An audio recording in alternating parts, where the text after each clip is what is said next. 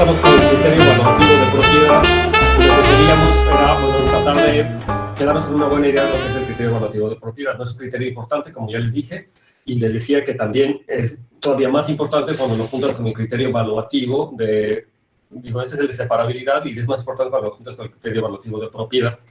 Y lo que quería yo era pues, que entendiéramos básicamente la idea central que está aquí, ¿no? Ya habíamos visto la proposición del criterio evaluativo, pero... Entonces, miren, el problema está, digamos, el problema de la separabilidad, ¿no? Digamos que el ejemplo típico, los ejemplos típicos de cuando una variable algebraica no es separable, cuando un esquema no es separable, es cuando yo tengo este tipo de dibujitos en donde tengo puntos dobles, ¿no? En donde tengo, por ejemplo, el esquema de la recta fin con dos cabezas.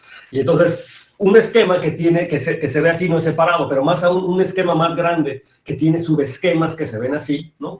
Un esquema grande en el que puedo ver subesquemas donde hay como puntos dobles, y eso quiere decir que cualquier vecindad del punto de arriba es vecindad del punto del de abajo, ¿verdad? O sea, que tengo ese tipo de propiedades. Es el típico ejemplo de esquemas donde no van a ser separados. Y de hecho, el criterio de separabilidad justamente me dice eso. Entonces yo puedo considerar este como una curva y decir como una curva de punto doble. Ahora es una curva con un punto doble, ¿no? No es necesariamente así. Es decir, lo que yo quiero decir es que podría ser una curva, nada más que esta curva pues va a tener un punto doble en algún momento, ¿no? Entonces mi curva es así, el ejemplo típico de un esquema así. Entonces este no va a ser un esquema separado.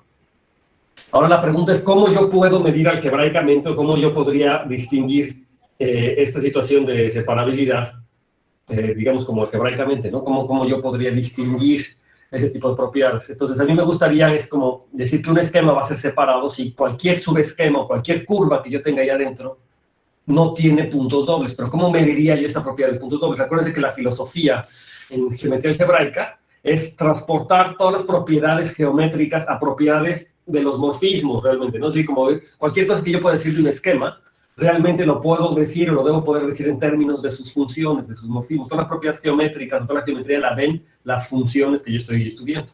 Entonces, esto se debe poder decir como en términos de las funciones, el hecho de que yo no quiera tener puntos dobles en curvas, ¿no? Que cualquier curva que esté ahí adentro no pueda tener puntos dobles. Entonces, la manera en la que uno dice esto es decir, bueno, ¿qué pasa si yo tengo un morfismo de la curva menos un punto, ¿no? Y entonces este morfismo de la curva menos un punto, digamos, a X, ¿no?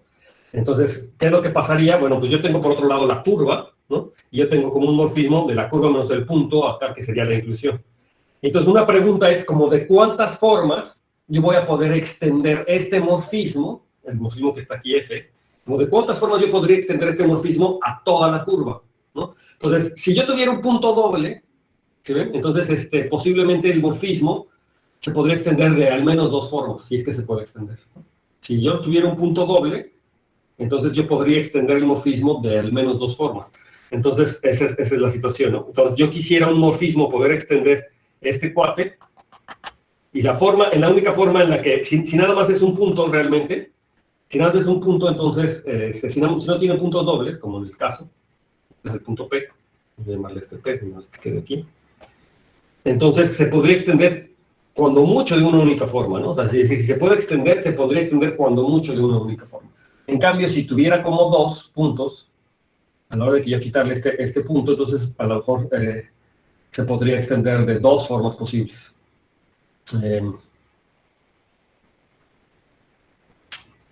Porque la cosa es que yo tengo que decir cómo se comportaría en P, ¿no? Y al menos yo podría como permutar estos puntos, ¿no?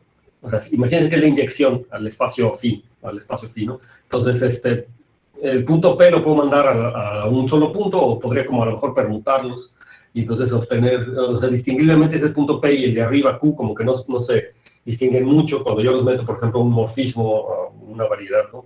Vamos a suponer que mi X es la recta, ¿no? No sé.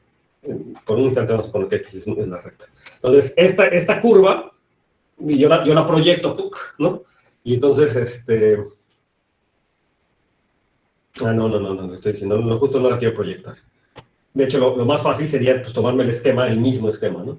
A lo mejor meterlo al esquema donde está metida la variedad. Entonces yo tengo aquí P y tengo Q, entonces yo podría tratarlo de meter todo punto, pues lo meto a él mismo, ¿no? Digamos como que a él mismo, excepto esto es punto P, yo podría tratar de mejor decir, bueno, el punto P lo mando ahora al punto Q, y este punto lo mando al punto P. Y entonces aquí ya tengo otro morfismo que es distinto como el encaje natural, ¿no? El encaje natural que sería meterlo tal cual, ¿no? La identidad. Entonces, digamos como que la idea en cierto sentido es como esa, ¿no? De cuántas formas yo lo voy a poder meter de tal manera que si este ya está fijo, digamos que en el ejemplo que yo estoy dando, el que ya está fijo es este, digamos, este sería el F, el que sería la identidad, ¿no? En C-P sería como la identidad, y a la hora de qué forma lo puedo extender ya a todo C. Bueno, entonces lo que podría hacer es como permutar los puntos, digamos, esa sería como la idea central. Y lo que me dice es, bueno, si se puede hacer, existe de una única forma. Esto no quiere decir que existe siempre, sino si existe, que sea solamente de una forma, ¿no?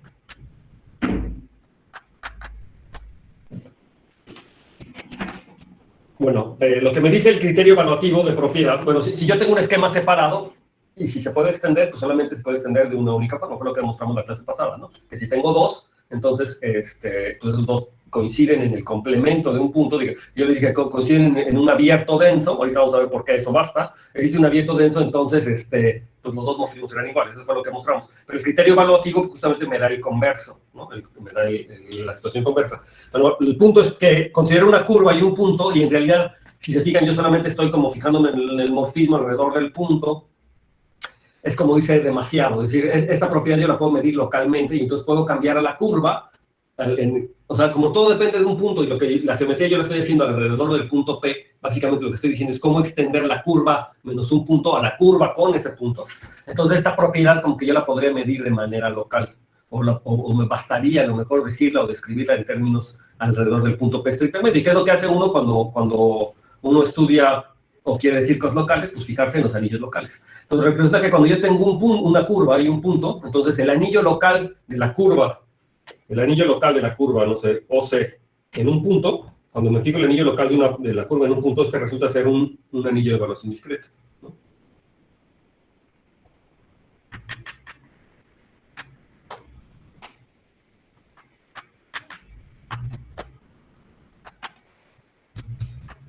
¿Ok? Entonces, pues, cuando yo tengo un anillo de evaluación discreta, entonces ustedes saben que tengo dos puntos, ¿verdad? Entonces yo puedo calcular su campo de fracciones, de hecho yo sé que el espectro de OCP, que es el anillo de evaluación discreta, entonces está formado por dos puntos, digamos el punto cerrado y el punto genérico, ¿verdad? De tal manera que ya sabía que n está contenido en la cerradura de este punto, así que lo ponemos así, y este punto es, en este caso, este punto, bueno, n les puedo decir que n cerrado es el que corresponde, es un conjunto cerrado, si quieren ponerlo entre paréntesis, o digo entre llaves, es un conjunto cerrado, y este cuate es abierto. Es el punto genérico, ¿no? Entonces, eso es lo que pasa en general cuando tomo el anillo local en una curva, en un punto. Y entonces la propiedad, esta que le estoy diciendo de la extensión, pues se podría medir en términos del espectro de este anillo que es el anillo de evaluación discreta. Y eso es lo que me dice la situación. Digamos, ese diagramita, pues se convierte en una cosa como la que voy a escribir a continuación. Ahora déjenme hacer esto un poquito más chiquito para no cambiar de página. De hecho, lo voy a poner aquí. Y entonces, si yo no quiero cambiar de página, entonces este dibujito pues se volvería nuevamente algo así.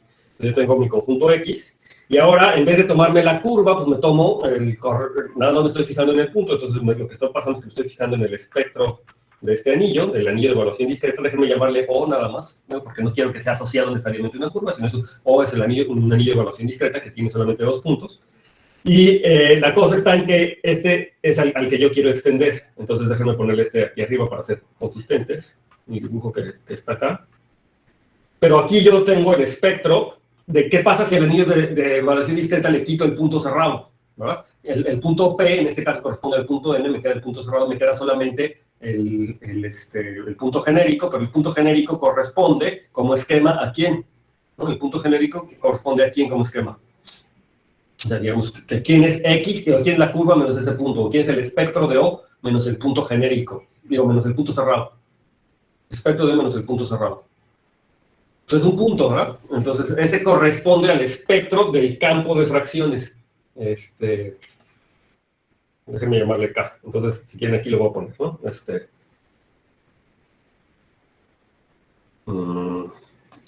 Y lo ponemos. Campo de fracciones de O, de este O es igual a K, ¿no? Ese es el campo de fracciones de O. Entonces, yo lo que tengo en realidad, cuando estoy tomándome la curva menos un punto, es un morfismo de un punto a X, el F que estaría aquí corresponde a este, y la pregunta es que yo tengo además el morfismo que va de hacia arriba, ¿verdad? O sea, el morfismo que va de aquí para acá, que es la inclusión. Y entonces la pregunta es como de cuántas formas se puede extender este morfismo a todo el espectro de O, si es que se puede extender, ¿no? Es el anillo que corresponde a la curva. Entonces lo que me estaría diciendo es que, bueno, si se puede extender cuando mucho de una forma. Existe un único cuando mucho, no sé si hay una notación para decir cuando mucho, ¿no? Y este es como el criterio evaluativo. Entonces, el criterio evaluativo me dice que para todo anillo de evaluación discreta acá, si tengo un morfismo del campo de fracciones del anillo de evaluación discreta a X, entonces, si se puede extender a todo el espectro, a todo el anillo de evaluación, a todo el espectro de O, entonces se puede extender cuando mucho de una forma. Y bueno, pues la idea detrás de esto era exactamente esta situación, que es si yo tuviera una curva doble, que si de alguna manera yo tuviera una curva doble adentro de mi esquema, o sea, esto que está aquí, entonces, pues a lo mejor lo podría meter de dos formas distintas, ¿no? O siempre que yo tengo un morfismo, cualquier otro esquema, no necesariamente es la inclusión, o sea, cualquier otro esquema, entonces, si se puede extender, a lo mejor se puede extender de dos formas distintas, si tuviera como puntos dobles. Bueno, la cosa que me dice, el criterio evaluativo me dice, no, va a bastar esta situación de aquí abajo, que si se extienda solamente de una forma para poder garantizar que tu esquema no va a tener este tipo de problemitas de puntos dobles, y más aún decir que el esquema no es separado. En otras palabras, que esta idea de que los esquemas separados no tienen como puntos dobles, sí caracteriza los esquemas en el sentido que le estoy poniendo, ¿no? O sea, que el criterio evaluativo bastaría ver que para cualquier, lo voy a escribir, y tal cual, ¿no? El criterio evaluativo, lo escribí como teorema,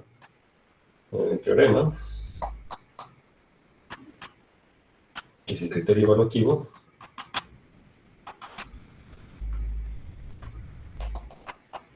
de separabilidad.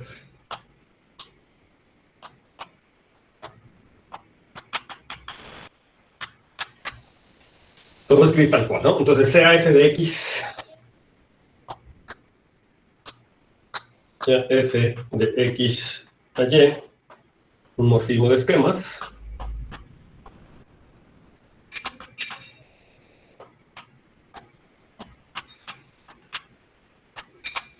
y supongamos que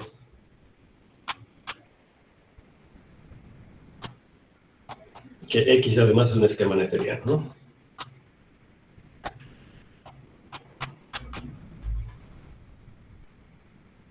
Entonces, netteriano en español se escribe así, pero... Entonces, se castellaniza.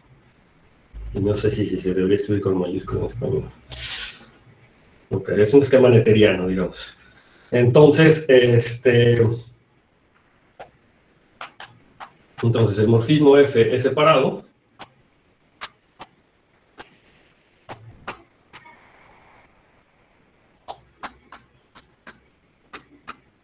Sí, y solamente sí.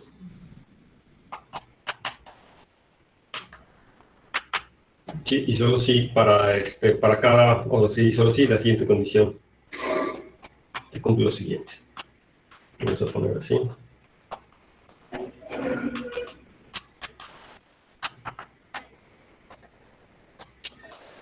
Para cada campo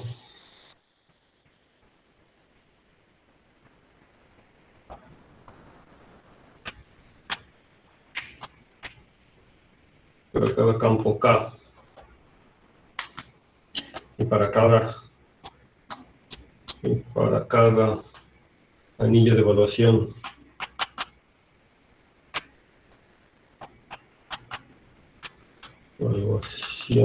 discreta R.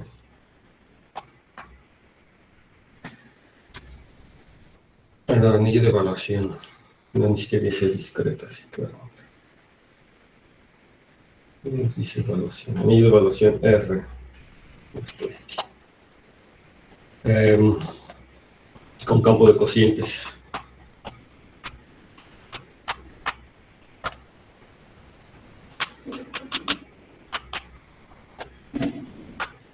K sea T aquí, sea T el espectro de este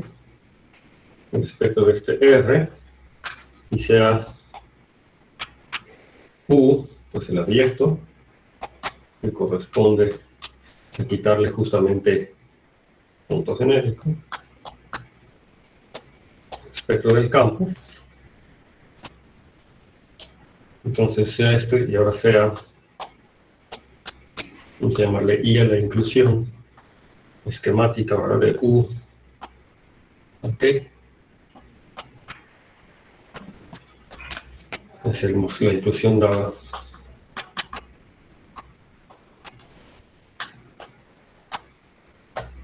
o correspondiente más que nada.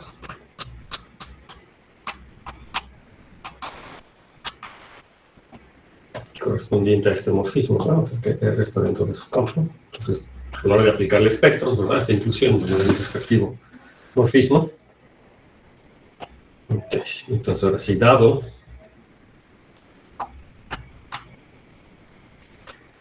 un morfismo de T a Y, si voy a poner un morfismo de T a Y y un morfismo de U a X,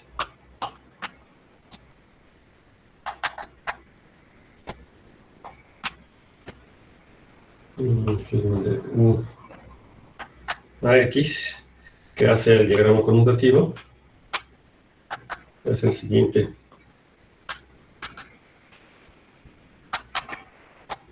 Diagrama conmutativo.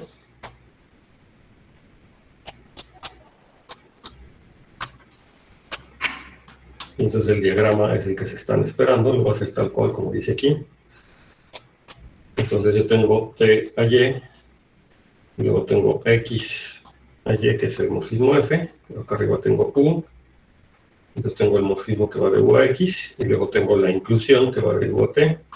Entonces aquí el morfismo punteadito lo voy a poner en verde. ¿Ok? Entonces existe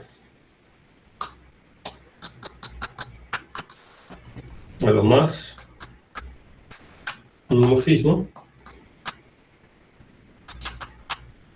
de T a X, que es el morfismo que puse en verde, entonces lo voy a poner aquí también igualito, que hace todo,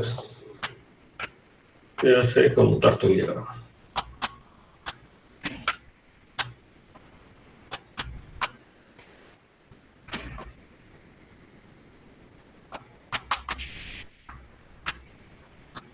Entonces, si ven, este es el criterio evaluativo de la propiedad, entonces lo leemos otra vez. Si f de x allí es un morfismo de esquema, supongamos que x es neuteriano, entonces f es separado si solamente si se cumple la siguiente propiedad, ¿no? Entonces, está parafraseado de una forma distinta a lo que hemos visto la vez pasada, pero es básicamente lo mismo. Dice ahora que si saca un campo y me tomo un anillo de evaluación R con campo de cocientes K, ¿no? Y sea T el espectro de R y sea U el espectro de K. Entonces, fíjese, eso es el espectro de R y el espectro de K, es esa idea ahora, que estoy quitando el punto, el espectro de R tiene estos dos puntos, entonces estoy quitando el puntito, el punto cerrado, y sea I de U a T la inclusión normal, el que ya teníamos. Entonces, el morfismo, dado un morfismo de T a Y un morfismo de U a X, el morfismo de T a Y y el morfismo de U a X, que hace el siguiente diagrama conmutativo, existe a lo más un morfismo de T a X que hace conmutar todo el diagrama.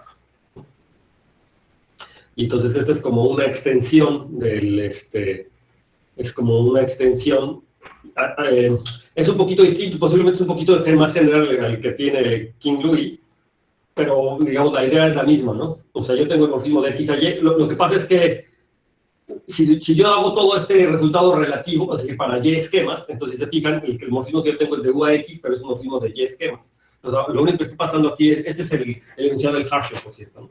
Lo único que está pasando aquí con Harshon es que la parte me lo estoy escribiendo en esta noción relativa. Entonces yo estoy en la categoría de Y esquemas, ¿no? Para que vean que es exactamente lo mismo que dice King Louis. Y entonces yo tengo el morfismo de U a X, ¿no? El morfismo, y tengo el morfismo inclusión de U a T. Lo que me está diciendo es que este morfismo si el morfismo de UAX se extiende cuando mucho en una forma, ¿no? Existe a lo más un morfismo de TX que hace conmutar el diagrama. Todo esto yo lo pude haber dicho, pues en términos de Y-esquemas, ¿no? Que es como lo hace King-Louis, ¿no? Entonces, digamos que esta parte del diagrama de abajo no está metiendo ruido, simplemente es la reformulación, digamos, sin meterse con Y-esquemas. Esa sería la situación, ¿no? ¿Sí? ¿Alguna duda? Ok, entonces, para demostrar esta cosa se tienen que tomar en cuenta como dos cosas. Por un lado, una que ya sabemos, ¿no? Que U, recuerden que es el espectro de un campo. Y entonces, ¿qué quiere decir tener un morfismo del espectro de un campo a X? ¿Qué quiere decir tener un morfismo del espectro de un campo a una variedad, a un esquema? ¿Eso qué quiere decir? Recuerden que dar un morfismo de un campo X es simplemente escoger un punto, ¿verdad? En X, con una propiedad especial, ¿verdad? Es un punto, digamos, sobre K, ¿no? Sobre el campo K. Entonces, es eso. Y ahora, ese mismo resultado también se puede reinterpretar a qué es lo que quiere decir dar un morfismo ahora de T a X, ¿no? O sea, T siendo el espectro de un anillo de evaluación, como tenemos aquí. ¿Qué quiere decir exactamente dar? O sea, se podrá reinterpretar de una manera similar a la del campo, ¿no? O sea, después de tomar un morfismo del espectro de Kx es tomarse como un punto, ¿no? sobre K. Y ahora, ¿qué quiere decir tomarme un morfismo del espectro de T, que después de todo tiene dos puntos sobre K, pero nada más que esos dos puntos además están íntimamente relacionados, ¿no? Uno está en la cerradura del otro. Entonces, ¿qué es lo que me querría decir eso? Entonces, para eso, pues se necesita reinterpretar eso, digamos que no es que se necesite, pero es más fácil si entiendo qué es lo que me está diciendo esa propiedad. Entonces, para demostrar, digamos, el lema evaluativo, pues se requieren, al menos como lo hace Harshon, dos lemas. Y estos dos lemas, pues justamente me dan esa interpretación, ¿no? Justamente, ¿qué es lo que quiere decir tener? Bueno, por un lado me da esa interpretación y el otro lema es otra cosa, pero este lema en particular me va a dar la interpretación de qué quiere decir tomar un morfismo del espectro de T a X, ¿no? Que es eso lo que me interesa. Entonces, el lema me dice, con las mismas hipótesis, es decir, sea R el anillo de evaluación, sea R anillo de evaluación,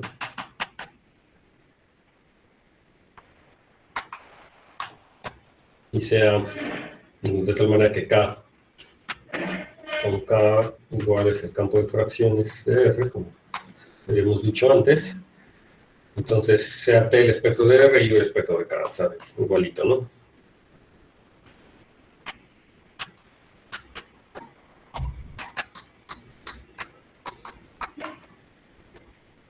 Entonces, lo que me dice dado, o var, me dice dar un morfismo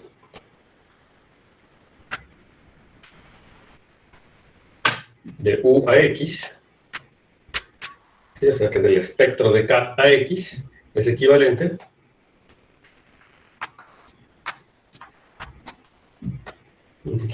a dar, a tomar o a escoger un punto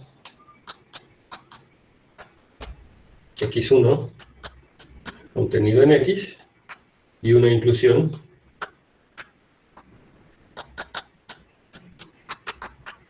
digamos del campo de definición X1 del campo residual en X1 al campo K, ¿no?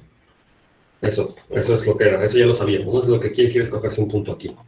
Y dado un morfismo, ahora es la parte interesante, es lo nuevo, y dar un morfismo que va de T a X, es ahora, es equivalente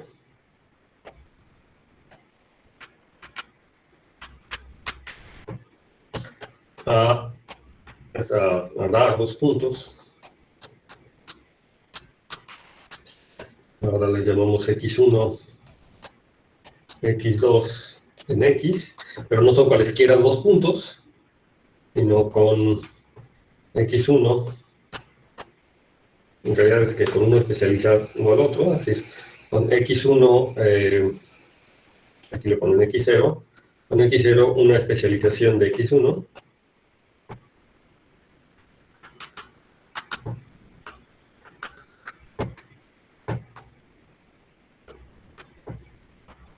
Entonces esta parte lo voy a subrayar. Esta es una especialización de X1 y una inclusión de campos.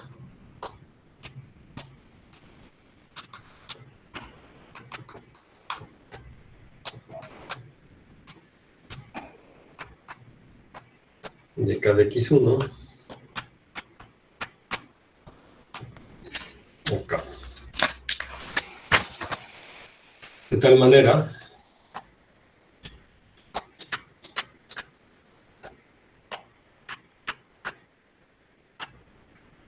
que R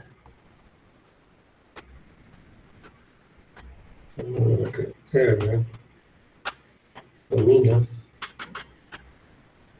el anillo local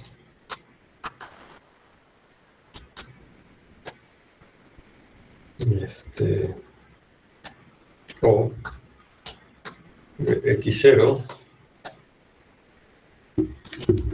el subesquema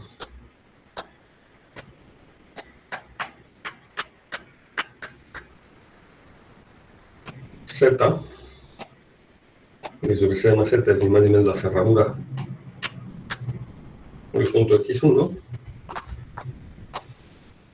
Después un subesquema de X con su estructura, como es un cerrado, ¿verdad? Con su estructura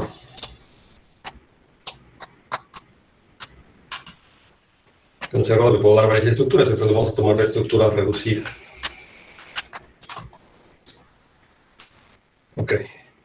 Entonces, este sería el primer lema, que básicamente lo que me está ahora diciendo, bueno, la primera parte es cuando yo me tomo un punto, entonces, ¿qué es lo que quiere decir escogerse un punto? Vamos a darse un morfismo de un campo, del espectro de un campo acá, pues tenemos que escogerse un punto en el esquema, de tal manera que el campo K es una extensión del campo de residuos. Y ahora lo equivalente pues sería cuando tomo dos puntos. Por un lado, en particular estoy escogiendo un punto, pero el otro punto, como es un punto como un punto está en la cerradura del otro, entonces eso es lo mismo que va a suceder cuando me escojo esos puntos. Entonces X1 y X2 en X, con X0 una especialización de X1. Recuerden que X0 es una especialización de X1, ¿qué quiere decir? ¿Se acuerdan qué quiere decir que X0 es una especialización de X1? Que X0 está en la cerradura de X1.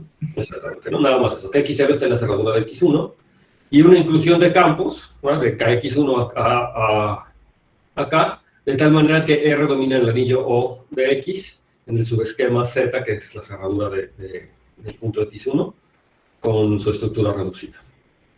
Bueno, entonces básicamente ese sería el primer lema. A lo mejor vale la pena poner el segundo lema de una vez. ¿Dónde juega X2? Sí, esto iba a preguntar. ¿O cambiaste X0 por X2? Sí, cambié X1 por X2. Entonces, déjame poner X0 X1. Ajá, sí, ¿qué pasó? Aquí los cambié.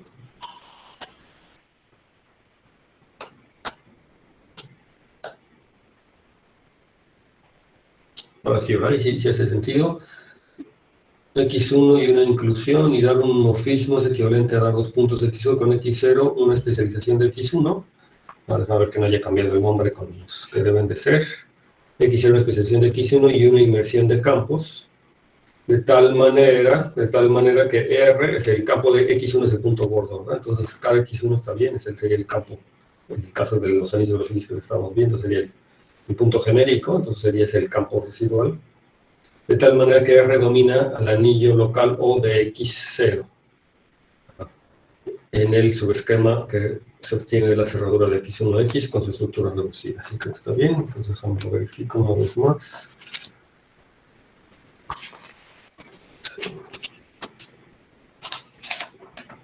Sí.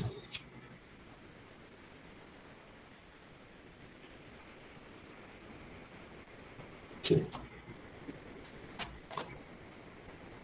Ok, entonces este sería el lema 1. El lema 2, también me habla de una condición de cuando se ha cerrado, pero bueno, tendría que hablarles yo un poquito de eso que quisiera establecer cuando se ha cerrado, que ya lo habíamos visto, pero para recordar. Entonces, a ver, en vez de escribir el lema 1 y el lema 2, vamos a pasar directamente al argumento de este lema. La parte 1, por supuesto, ya la habíamos visto.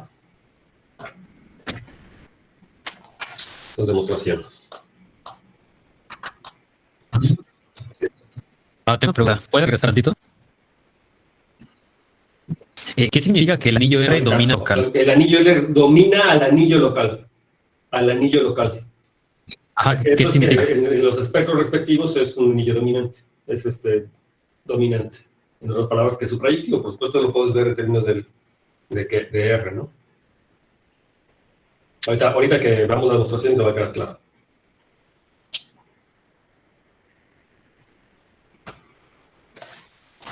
Entonces, lo primero es que U es el espectro de... Entonces, U es el espectro de un campo, y como espectro de un campo, pues esto ya saben que está dado por un único punto, ¿no? Y entonces, y de hecho la gavilla estructural, de, digamos, U, pues está dado por, digamos, la gavilla asociada a este campo, ¿no? El campo exactamente K. Le pongo la rayita abajo para indicar que es la gavilla, o sea, que las secciones globales de U son K, y ese es el único punto, ¿verdad? Entonces, en este punto, que es el único abierto, pues está K. En el vacío, por convención, pues tendría que ser 0, ¿no? Si habíamos convenido, ¿verdad? Que todas las gavillas en el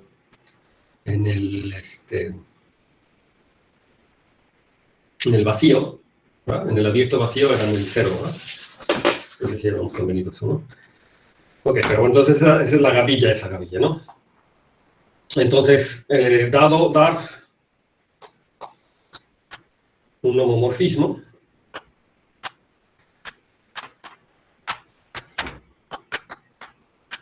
del anillo local de X en el punto X al K, es exactamente lo mismo, ¿no? O corresponde, es en realidad dar un homomorfismo del campo KX1 acá, ¿no?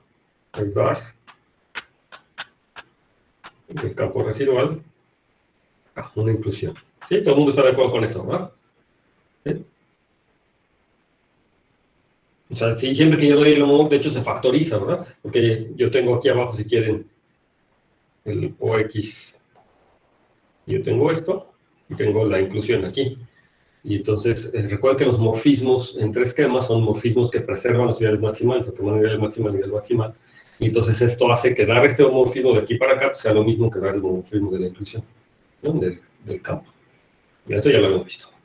Entonces, bueno, entonces eso ya está, ¿no? Entonces, eso nos hace un recordatorio, digamos, de lo que ya hemos visto antes. Entonces,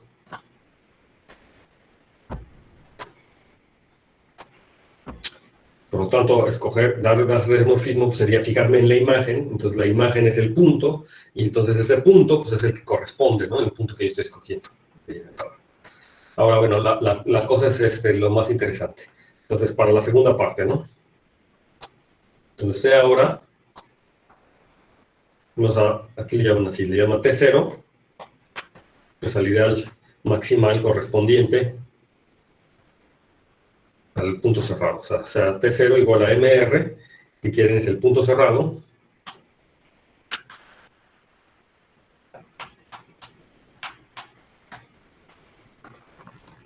un T. Entonces, sea ahora T1, puede ser el otro punto. Correspondería al ideal generado por el ser, ¿no? Es el punto genérico. Perdón por el cambio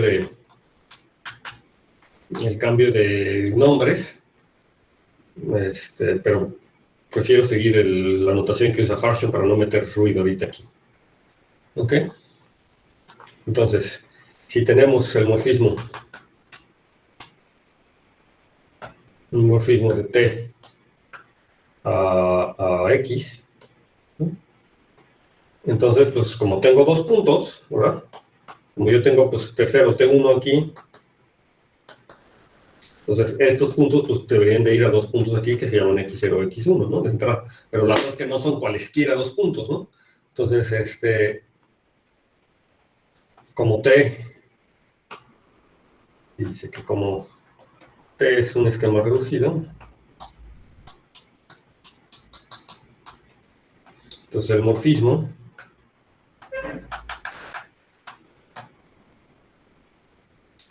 que va de T a X lo puedo factorizar por el esquema Z, ¿no?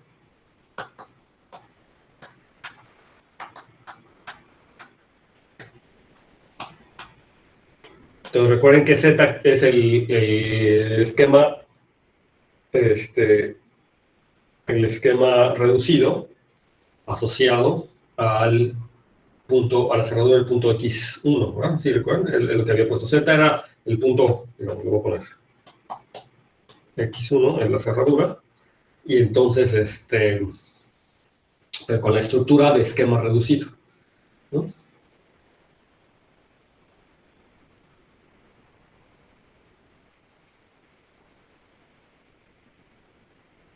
Y entonces lo que me está diciendo es que este morfismo T se factoriza por este Z. O sea, en otras palabras, que lo que yo voy a tener es que tengo T, y aquí tengo el X, pero yo aquí tengo Z, ¿verdad? Y aquí yo tengo la inclusión, digamos, de Z en X, y entonces este morfismo, pues me va a factorizar otra vez del morfismo que está aquí. Entonces, más aún,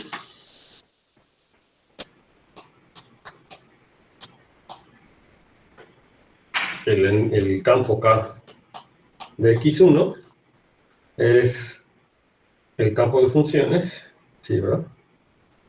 ¿No?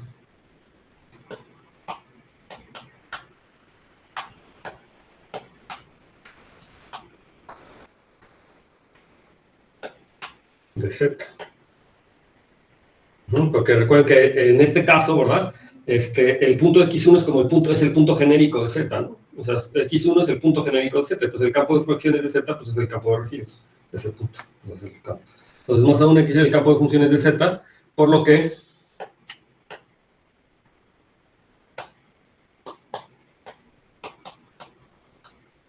tenemos un homomorfismo local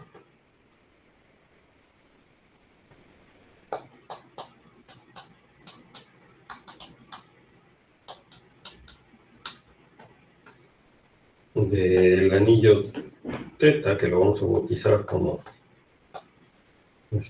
o no sé, dije teta, pero es el anillo local de Z en X0, creo que yo lo estoy denotando así, ¿verdad? La R.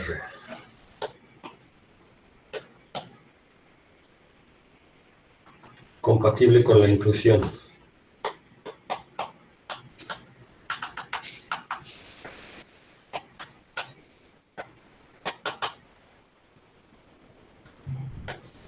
Ya habíamos dado antes, con la inclusión esta de que cada X1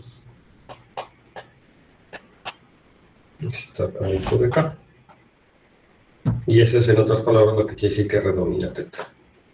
Vamos a decir que R domina a teta o a O. Si quiero, entonces esto lo pongo en un cuadrito. ¿Sí? ¿Les quedó claro?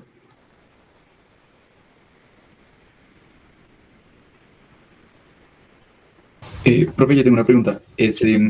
¿Uno cómo construye ese Z? ¿Ese también sale afín? ¿Cómo construyo a Z? A Z, sí.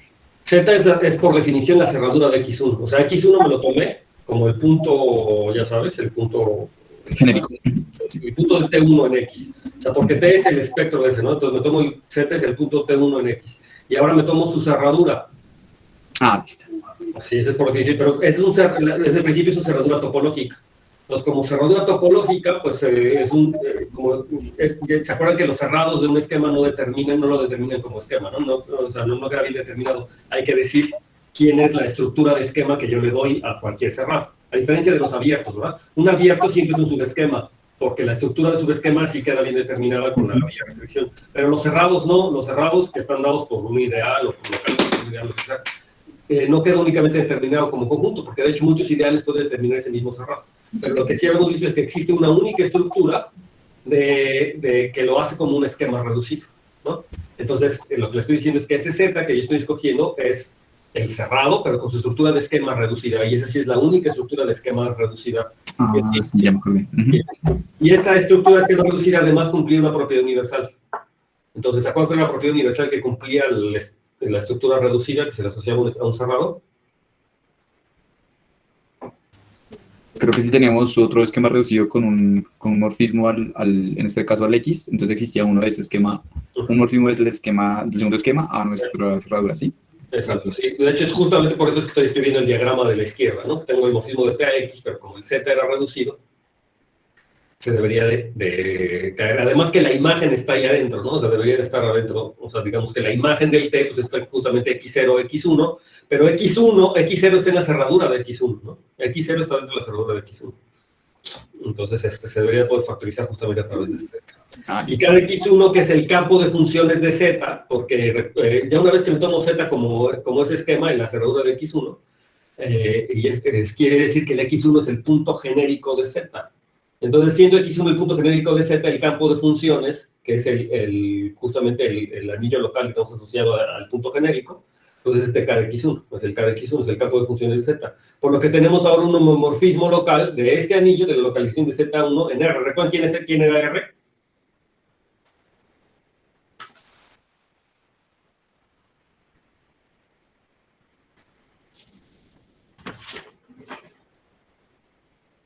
O sea, R, recuerden que el espectro, o sea, el espectro de R es T, ¿no?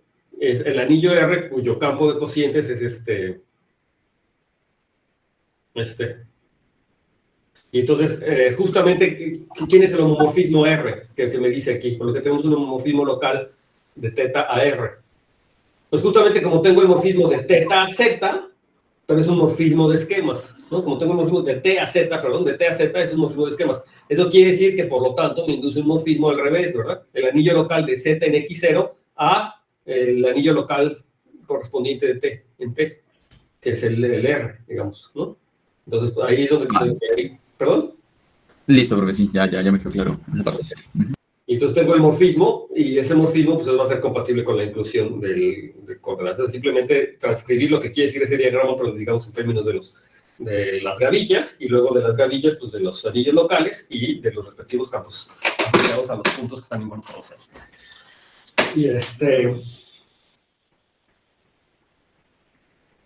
Y ya. Bueno, y eso quiere decir básicamente que R domina teta, igual a O, o como sea. Y entonces, eso me dice, ¿verdad?, que tener un morfismo de T a X es equivalente a tomarse dos puntos, de tal manera que cumple las condiciones que había dicho, ¿no?, que me decía el lema, ¿no? De tal manera que, ¿verdad?, dos puntos en X, de tal manera que X0 es una especialización de X1, por supuesto, y que la inclusión de los campos de cada X1 en K y que R domina teta, ¿no? Y que no se puede eso que R domina teta. Lo que nos faltaría es ahora ver el converso, o sea, qué es lo que quisiera decir, que si yo tengo estas condiciones, pues eso quisiera decir...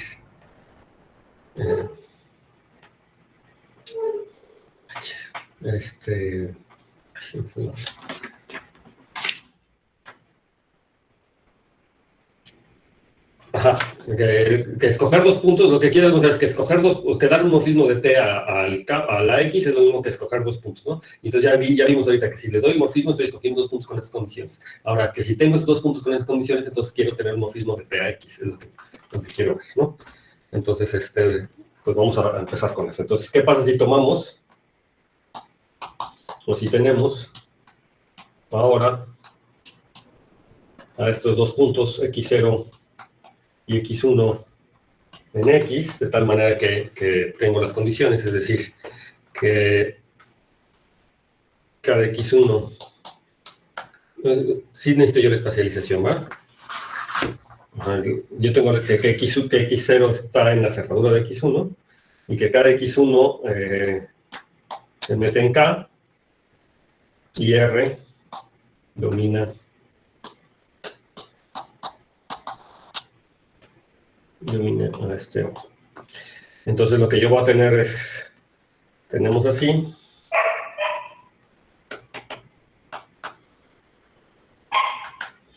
pues la inclusión de O a R, y esta inclusión de O a R pues automáticamente induce un morfismo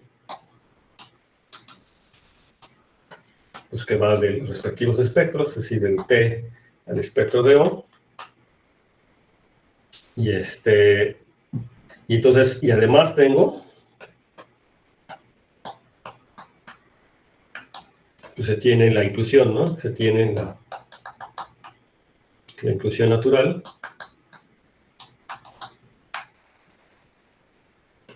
Déjenme ponerla aquí mismo, pues que es la que va de aquí, del espectro de O, recuerden que es el anillo local, ¿verdad?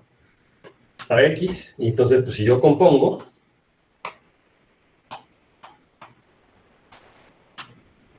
pues tengo el morfismo de C, lo voy a poner de verde si quieren, que es el morfismo que va de T a X. Entonces, pues no había nada, casi lo de siempre.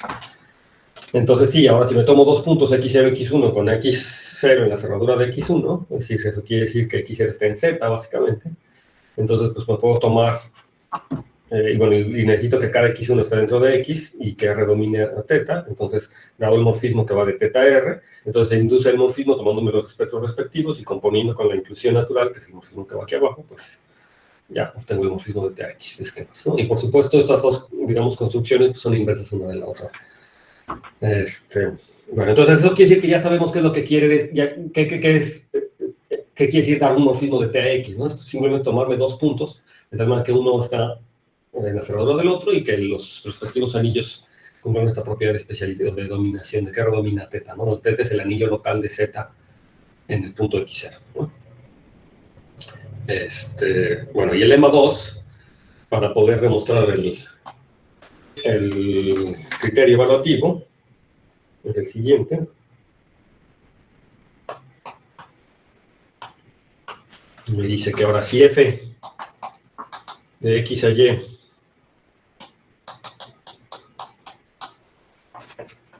es casi compacto,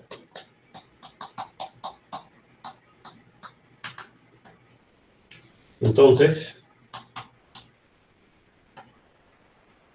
un f de x como subconjunto de y es cerrado, sí, solamente sí, es estable bajo especialización.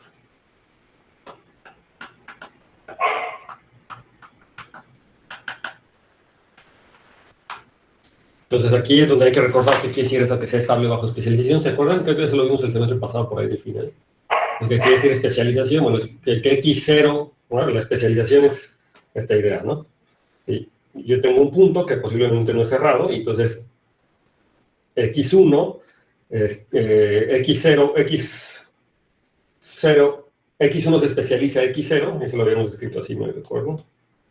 X1 se especializa a X0 si X0 está contenido en la cerradura de X1, ¿no? ¿Recuerdan? Entonces, ¿ahora qué quiere decir que un conjunto sea cerrado bajo especializaciones?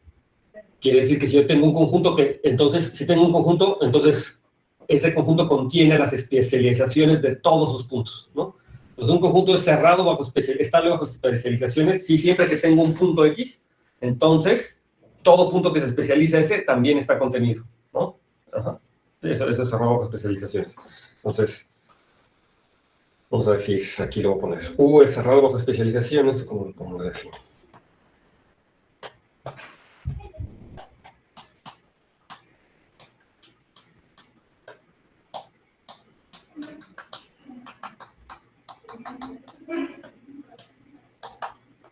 U es cerrado bajo especializaciones si siempre que X esté contenido en U y Y se especializa a X y Y se especializa a X, entonces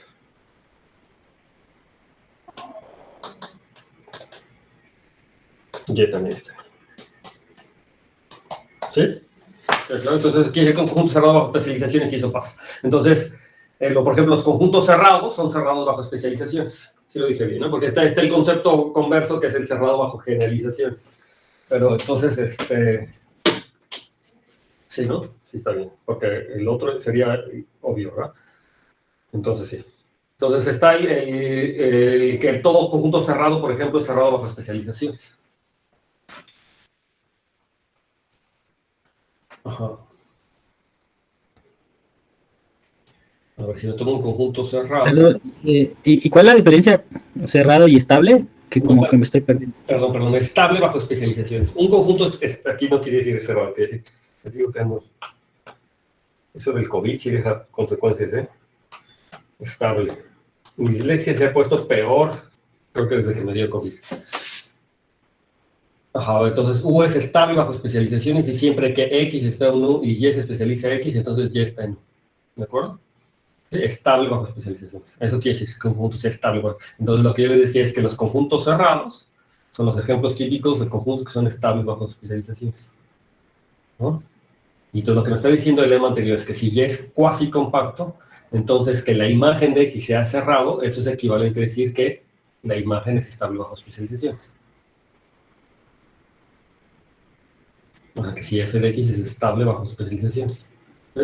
Entonces, de hecho, si es cierto eso que les digo que los cerrados son estables bajo especializaciones, pues entonces, si F de X es cerrado, entonces claramente es estable bajo especializaciones. Pero lo que me está diciendo es que, de hecho, el regreso sería la parte importante, ¿no? Que si F de X es estable bajo especializaciones, entonces automáticamente es cerrado.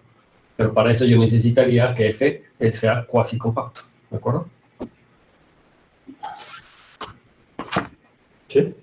¿Ninguna duda?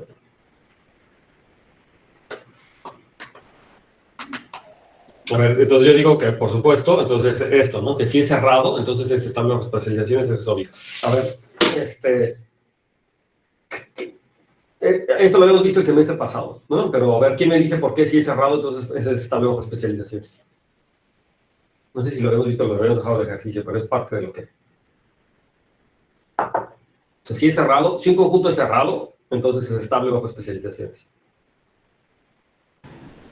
Pues si agarras un subconjunto de un cerrado, su cerradura está dentro de ese cerrado y pues si X0 está en la cerradura de ese conjunto que es X1, entonces está contenido dentro del conjunto, ¿no? Entonces, ¿no? ¿Eh?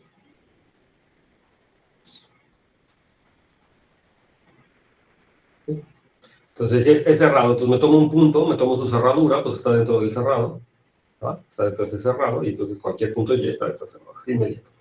Entonces, más bien aquí la parte interesante es al revés. Si un conjunto, si la imagen, lo que quiero ver es que si ahora la imagen f de x, siempre que contiene un punto, contiene a todos los puntos que se especializan, ¿no? Entonces, lo que tengo que ver es que es cerrado el punto, ¿no? Entonces, supongamos, entonces, que f de x es estable bajo especializaciones. Pues vamos a demostrar que es cerrado, ¿no? Entonces, lo primero. Es que podemos asumir que tanto x como y son reducidos.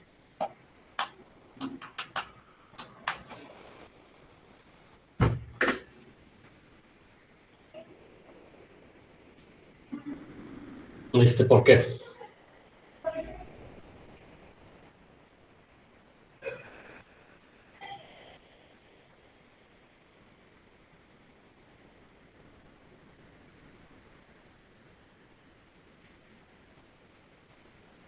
Pues lo que pasa es que esta condición que estamos diciendo es topológica, ¿no? Entonces yo estoy hablando de la topología de los espacios, ¿perdón? No, pues eso, ¿no? Que los cerrados de X y de X reducidos son los mismos. Exacto. Yo estoy hablando simplemente de una cuestión topológica y no tanto de cómo son las gavillas. Y yo sé que justamente los cerrados de digamos que la topología la topología no ve esta parte de ser reducido, ¿no? Digamos, si yo me tomo un cerrado de X y de cerrado reducido, topológicamente es lo mismo, lo que cambia nada más es la gavilla, pero como yo no estoy tratando de decir nada de la gavilla hasta ahora, simplemente una cuestión topológica, pues puedo suponer que estos, tanto X como Y, son reducidos. Claro, lo voy a utilizar después, pero eso no va a afectar digamos, en la cuestión topológica, no va a afectar nada en que f de X sea cerrado. Ahora, la otra cosa que yo puedo suponer, es que la cerradura de f de X,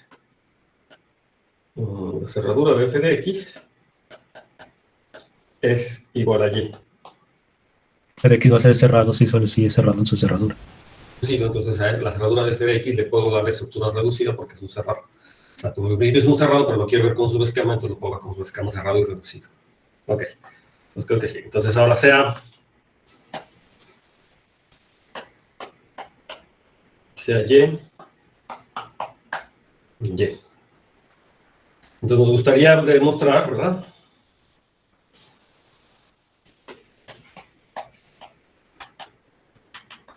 Demostrar que de hecho, pues ese Y está en f de X, ¿no? O sea,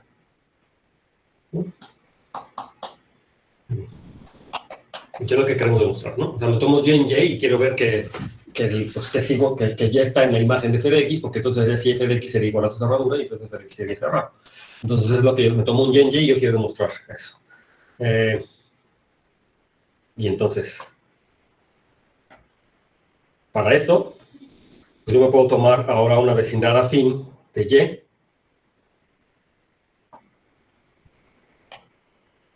Y. Y entonces, una vez que ya hice yo mi problema local, es decir, que lo único que me hace falta ver es eso, ¿verdad? Que si yo me tomo Y en Y, me gustaría ver que Y esté en f de X. Entonces, si yo me puedo tomar una vecindad afín de Y en Y, y de hecho entonces podría yo asumir que el Y era afín, ¿no?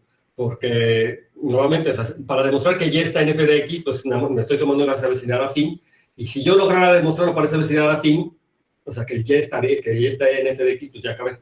Entonces, eso me permite reemplazar, y por lo tanto podemos suponer, de hecho,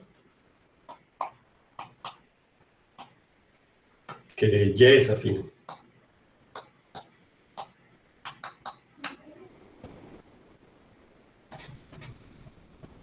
A ver, yo tengo aquí X de Y. Pues me tomé un punto, pues me voy a tomar la vecindad afín B, que está aquí, pero el Y está aquí. Entonces, si yo logro demostrar que existe un X aquí, que cae aquí, y que entonces ya acabé, ¿verdad? Porque automáticamente cuando me voy para arriba no pasa nada. Entonces yo puedo suponer que Y era afín. Es decir, si lo puedo mostrar para cuando Y es afín, pues lo voy a poder mostrar para cualquier otro, porque a lo mejor tengo que restringir, ¿verdad? O sea, a lo mejor voy a tener que restringir un poquito X, pero no importa, siempre que yo exista un X aquí. O sea, lo que yo les decía es que si me tomo la imagen inversa de este D, que está dentro de X, y si yo lo puedo demostrar si aquí yo puedo demostrar que existe un X aquí que va a dar caer a este Y, entonces pues ya acabé, ¿verdad? Porque el X existiría de este lado. Entonces, en ese sentido, pues me puedo nada más poner atención en B, una vecindad afín de Y, y si yo puedo demostrar que existe un X aquí, pues ya acabaría. Un X aquí que va a caer exactamente ese Y, que sería la imagen inversa. Entonces, eso es lo que se va a hacer. Entonces, como F es cuasi compacto,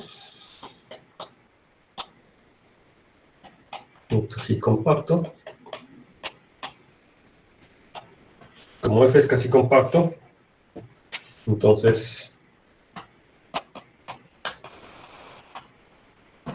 X es la unión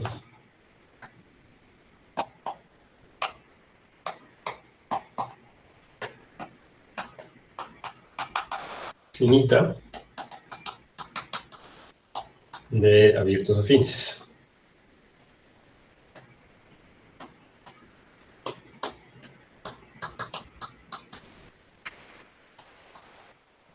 Vamos a llamarle estos abiertos afines X, o sea, X, a ver, como una unión finita de XY, pues no sé, de I igual a 1 hasta N, lo que sea, ¿no? Es una unión finita de abiertos afines.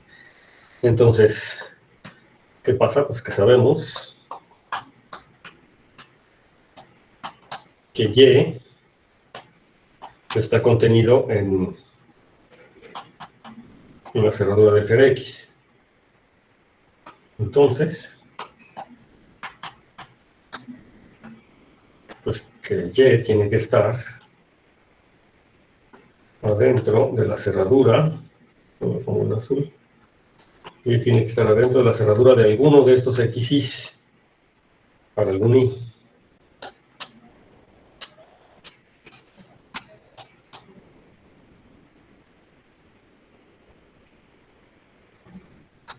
Y sea Y igual a f de XY, cerradura.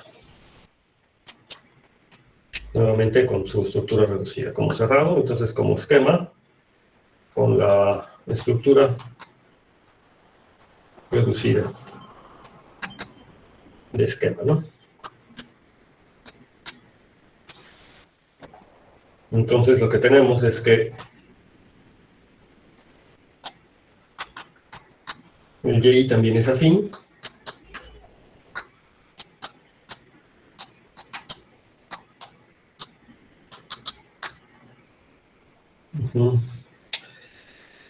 Y entonces,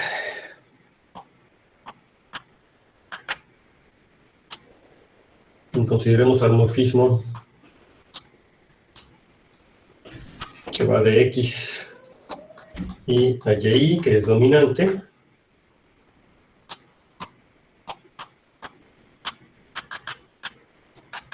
Y entre esquemas reducidos. Esquemas reducidos. Ok, entonces eso es lo que tenemos. Entonces tenemos un morfismo de esquemas afines, dominante, entre esquemas reducidos. Aquí es hasta Y. Entonces lo que estoy teniendo es esa situación. Entonces ahora les puedo poner nombre a mis esquemas para trabajar ahora con los anillos. Entonces sea X, Y, igual al espectro del anillo A, el Y, el espectro de B. Entonces, por lo que el morfismo ese que escribimos de XY a YI corresponde a un homomorfismo o al homomorfismo o a un homomorfismo de anillos que va de B a A.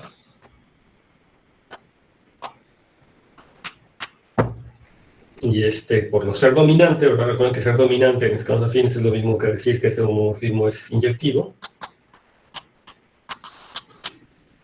Ok, y entonces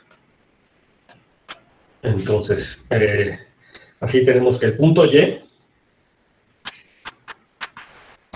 entonces recuerden que el punto Y que estaba en YI, pues esto corresponde a un ideal primo,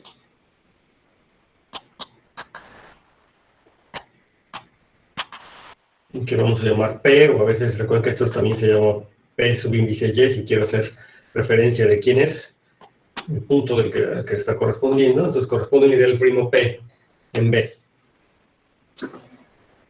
Entonces ahora que está esta situación, me puedo tomar sea P', el ideal, el mínimo ideal, el ideal primo mínimo.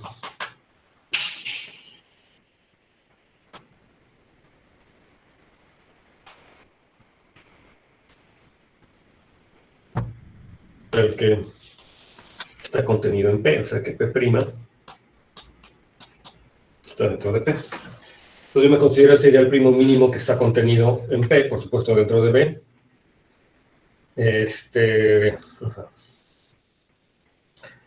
Entonces este primo P corresponde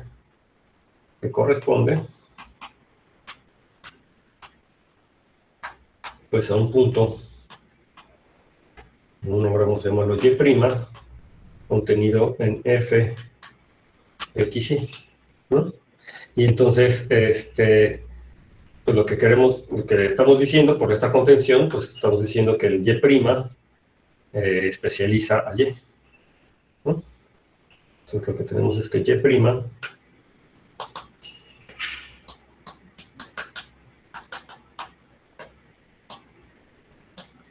especializa y, ¿no? Y entonces aquí la afirmación fuerte, de hecho, de todo esto, la afirmación es que lo que se va a demostrar es que el y' está en la imagen. La afirmación es que y' está contenida en la imagen. Entonces, si y' está contenido en la imagen, entonces el y también debería estar en la imagen, ¿no? Por la hipótesis, ¿no? Entonces, aquí lo que va a ser más fácil es demostrar que el y' está en la imagen, y entonces, pues, ya con eso terminaríamos. Entonces, para demostrar que está en la imagen, entonces lo que vamos a considerar es a la localización. Entonces, localicemos. Para esto es localicemos. Ay, lo que escribís con negro. Con negro. Localicemos, localizar en este P' a A y a B.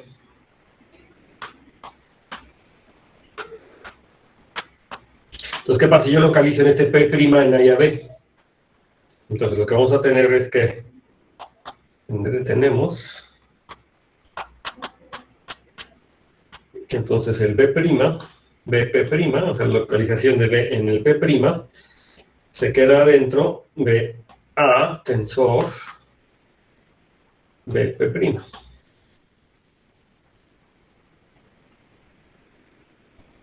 Y eso es porque, acuérdense que la localización es exacta. Y ahora, pues lo que tenemos es que aquí notar que este cuate que está aquí es un campo. Porque aquí me dice rápidamente por qué este P' es un campo.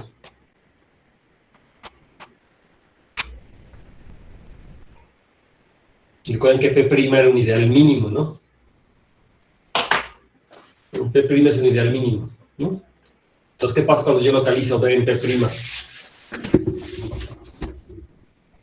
¿Recuerdan cómo está la correspondencia de los ideales primos en el anillo y los ideales primos en la localización? Son aquellos que están contenidos en el ideal. Exacto.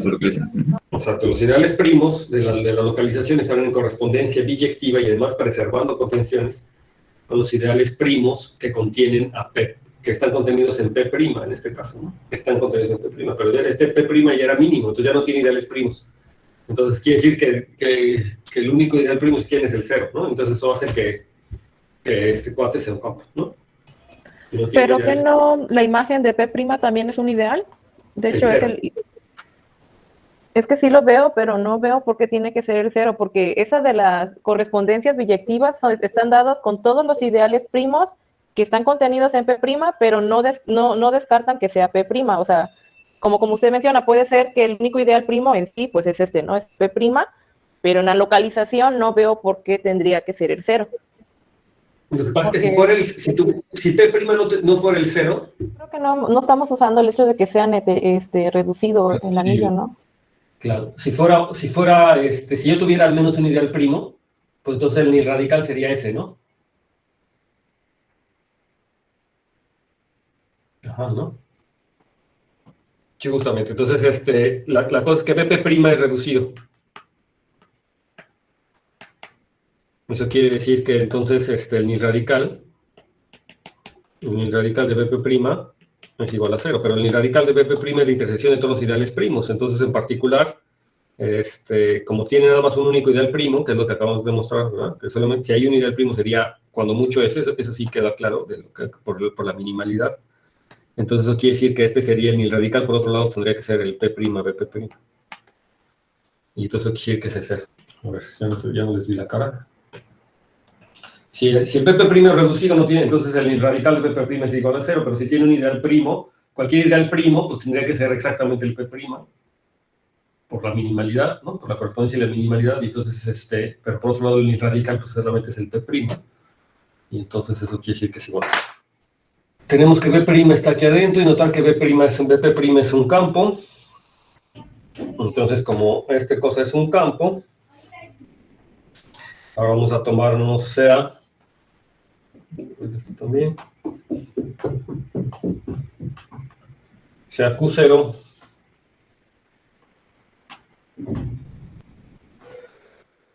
un ideal primo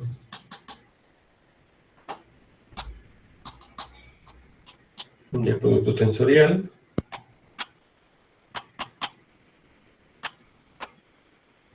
entonces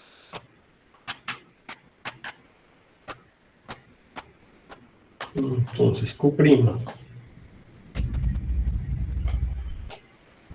intersección B' es igual a 0.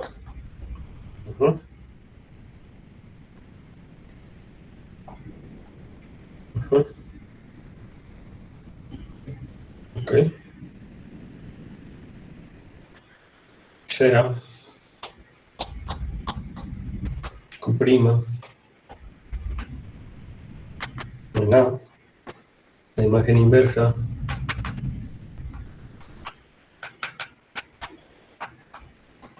de Q0'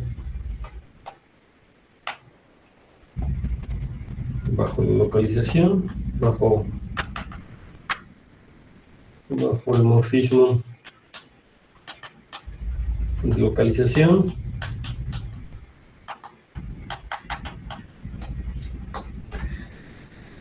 El morfismo que va de A un tensor B'P', entonces me tomé Q' como la imagen inversa justamente de Q0', ¿no? Entonces Q0' estaba acá, entonces aquí debería estar el Q'. Entonces la imagen inversa bajo la localización. Y entonces, ¿qué es lo que tenemos? Entonces, tenemos que Q' intersección B es el P', y así el Q' pues corresponde con un punto X' contenido en XY, y entonces tal que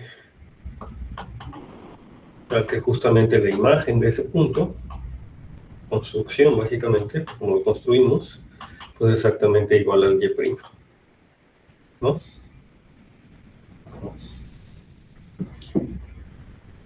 Y entonces, si regresamos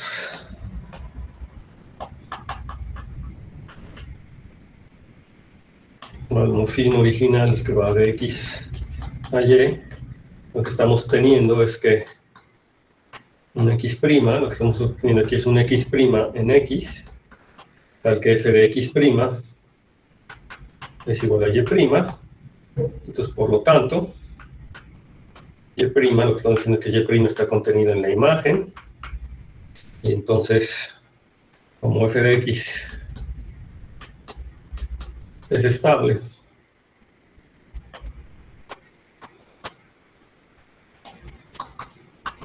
bajo especialización,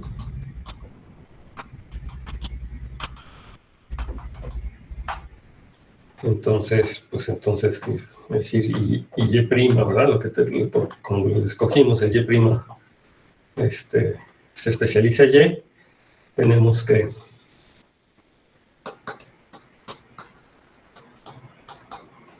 el Y debería estar dentro de f de X, que es lo que en realidad yo quería demostrar.